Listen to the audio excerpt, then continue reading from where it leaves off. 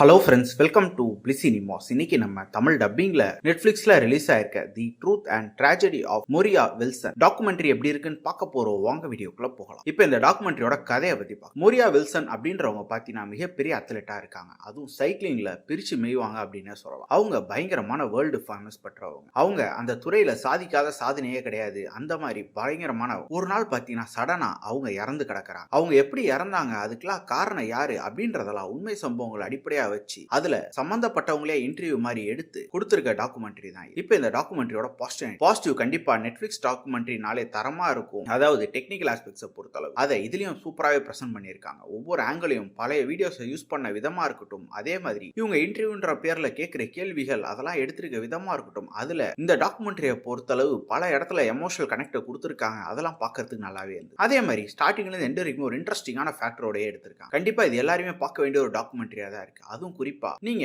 Moriah வில்சனை follow பண்ணியிருந்தீங்கன்னா உங்களுக்கு இது டாக்குமெண்ட்ரி கண்டிப்பா பிடிக்கும். ட்ரை பண்ணி பாருங்க. இந்த டாக்குமெண்ட்ரிக்கு நம்மளோட ரேட்டிங் கேட்டீங்கன்னா 10க்கு 7 மார்க் கொடுக்கலாம். இன்னொரு வீடியோல சந்திக்கலாம். தேங்க்யூ.